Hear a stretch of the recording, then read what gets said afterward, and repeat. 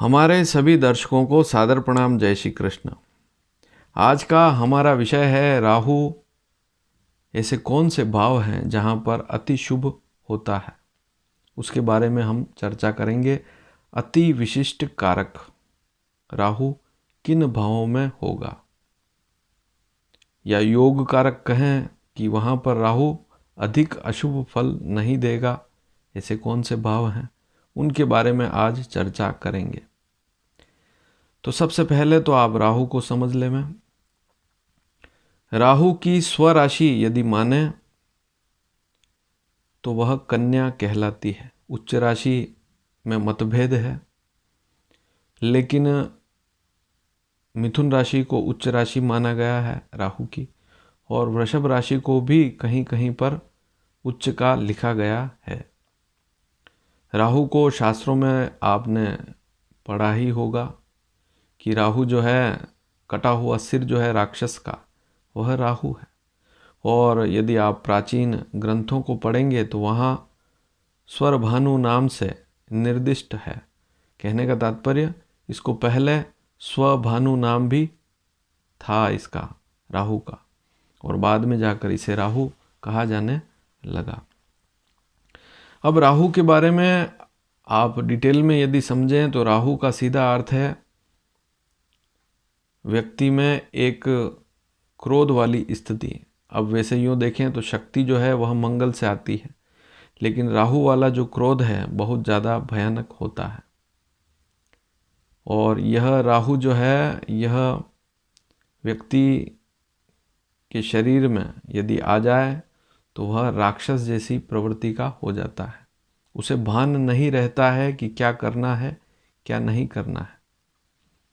राहु के स्थान कौन कौन से हैं, जैसे दुष्ट लोग जो होते हैं, या शराब जहाँ बिकती है, या कचरे का ढेर है, या दुष्ट कार्य करने वाले तस्करी का जो काम करते हैं, अवैध काम करते हैं, वे सारे क्षेत्र राहु के क्षेत्र कहलाते हैं। इसके अलावा अंधेरे में जो काम होते हैं, चाहे जुआ खेलें, चाहे चोरी करें, चाहे डकैती करें, यह भी राहु से ही देखा जाता है। व्यक्ति का राहु यदि खराब है तो वह चोरी करेगा, डकैती डालेगा, अपहरण करेगा, लोगों के साथ मारपीट करेगा। तो ये सारी स्थितियां वहाँ पर आएगी, राहु यदि बुरी स्थिति में है तब। राहु में आयुध, जैसे बड़े बड़े विस्फोटक सामान जो तैयार होते हैं, वे भी राहु में देखे जाते हैं। इसके अलावा जो जीवन रक्षक दवाइयाँ हैं, विषाक्त दवाइयाँ, विष से बनने वाली दवाइयाँ जो व्यक्ति को जीवन दान देती है, वह भी राहु से देखी जाती है। इसके अलावा जो कूटनीतिक काम करने वाले होते हैं, शाम दाम दंड भेद, ये सारे गुण जिसमें विद्यमान होते हैं, वे भी राहु से प्रभावित होते हैं। राजनीति में ऊंचे पद पर जाने वाले लोग जिनका राहु काफ़ी अच्छा है, उच्च का है, तो उनका राहु उनको पद दिलाने वाला है। अच्छा राहु व्यक्ति को ऊंचा पद दिलाता है, राजनीति में उसको व्यक्ति को अच्छा लाभ देगा। और राहु जो है वो बड़ा गूढ़ रहस्य जानने वाला है। तो इस प्रकार का व्यक्ति जिसका राहु बहुत अच्छा है, तो उसको प्राचीन बातों में रुचि होती है, गूढ़ रहस्य, ऐतिहासिक परिप्रेक्ष्य की बातें याद रखना, ये सारी चीज़ें उसमें होती है। शास्त्रों का ज्ञान यदि राहु अच्छा है तो व्यक्ति शास्त्रों का ज्ञान भी रखता है, प्राचीन शास्त्र जो हैं उनका ज्ञान भी रखता है। षड्यंत्र करने वाले जितने भी लोग होते हैं वे भी राहु से प्रभावित होते हैं। राहु यदि उनका खराब है तो वे हमेशा षड्यंत्र करेंगे और फिर जीवन में दुखी भी होते हैं, स्वयं ही दुखी होंगे, उसका परिणाम भी उनको भोगना पड़ता है। लेकिन फिर भी अपनी आदत से बाज नहीं आते हैं, षड्यंत्र नियमित करते रहेंगे। चाहे आपके साथ नौकरी करते हों, या आपके मिलने वाले हों, आपके रिश्तेदार हों, आपके साथ अगर कोई षड्यंत्र करता है, धोखा करता है, तो उसका भी राहु कहीं न कहीं उसको प्रभावित कर रहा है, उसकी बुद्धि को खराब कर रहा है, तब जाकर वह आपके साथ षड्यंत्र कर रहा है। सीधा व्यक्ति है, कभी किसी के साथ षड्यंत्र नहीं करेगा। तो जिसका राहु खराब है वह षड्यंत्र भी करेगा और फिर बाद में दुखी भी अवश्य होगा। हमारी जो कुंडली है उस कुंडली में राहु 3 भावों में कारक कहलाता है। कहने का तात्पर्य 3 भावों का कारक कहलाएगा। तीसरा भाव पराक्रम का भाव, छठा भाव रोग ऋण शत्रु का भाव, यहाँ का भी कारक यूँ कहें तो राहु कहलाता है। और दशम भाव जो है यहाँ का भी कारक राहु कहलाता है, यूँ मानकर चलें। वैसे तो छठे भाव का शनि मंगल है, तीसरे भाव का भी मंगल है, 10वें भाव के तो 4 ग्रह हैं कारक, सूर्य मंगल बुध गुरु शनि भी है, तो उनको भी हम देखते हैं, लेकिन राहु को भी हम कारक मानते हैं। अब राहु यदि कुंडली में अति विशिष्ट अगर है तो वह तीसरे भाव में है।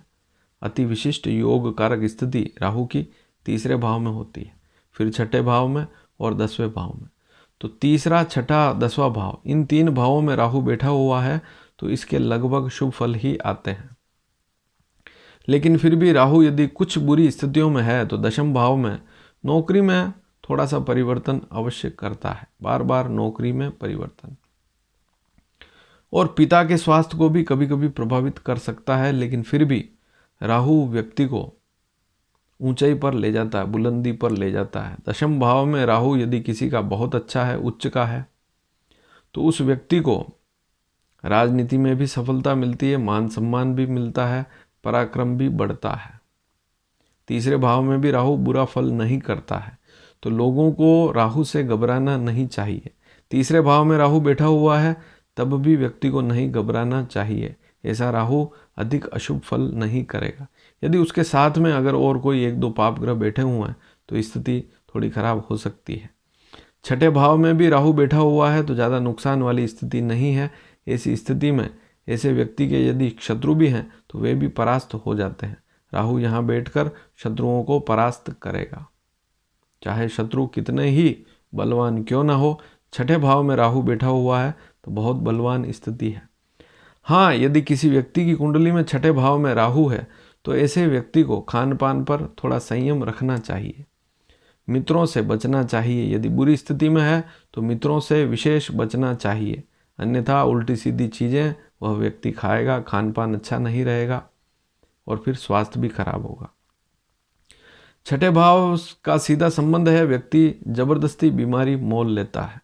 छठे भाव में यदि पाप ग्रह अन्य भी हैं, जैसे दूसरे जैसे ग्रह हैं, आप शनि देखें, यह भी छठे भाव में है, राहु है, तो ऐसी स्थिति में व्यक्ति उल्टी सीधी चीज़ें खाएगा, जो वस्तुएं नहीं खानी चाहिए, मुंह में नहीं डालनी चाहिए, उन्हें डालेगा और फिर बाद में जाकर स्वयं ही पछताएगा। तो वहाँ से रोग जो हैं वो आप जबरदस्ती उन रोगों को लेते हैं। छठे भाव में यदि कोई पाप ग्रह है तो आप जबरदस्ती बीमारी को मोल लेंगे। आपको पता है कि यह वस्तु या यह चीज़ नहीं खानी चाहिए, उसके बाद भी आप खाएंगे और फिर आपको उसका नुकसान भोगना पड़ेगा। और यदि अच्छी स्थिति में है तो ऐसी कोई दिक्कत वाली बात नहीं। फिर भी छठे में राहु है तो खान पान पे थोड़ा संयम अवश्य रखना चाहिए और मित्रों से बचना चाहिए। लेकिन तीसरे भाव में, छठे भाव में और 10वें भाव में राहु अधिक अशुभ फल नहीं देता है।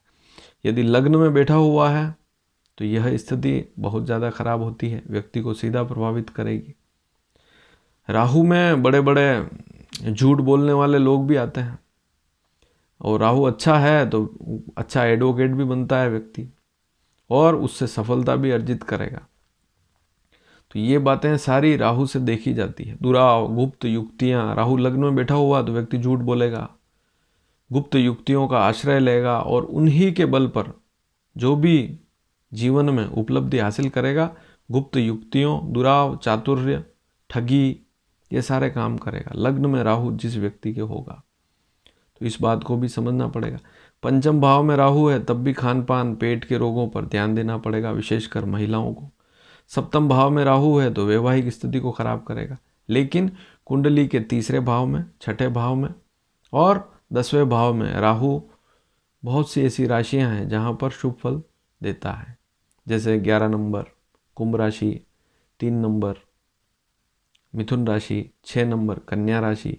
इसके बाद मीन राशि पर भी राहु इतने बुरे फल नहीं देता है। तो ये सारी स्थितियाँ समझनी पड़ती। वृषभ राशि पर भी राहु बुरा फल नहीं देता है। तो राहु को आप समझें कि अति विशिष्ट योग कारक तीसरे भाव में, छठे भाव में और 10वें भाव में होता है। और यदि यह जानकारी आपको अच्छी लगी हो तो इसे शेयर करना बिल्कुल भी ना भूलें। और यदि आप हमारे इस चैनल को सब्सक्राइब करेंगे तो आने वाले समय में और भी महत्वपूर्ण जानकारियाँ आपको समय पर मिलती रहेगी। धन्यवाद। जय श्री कृष्ण।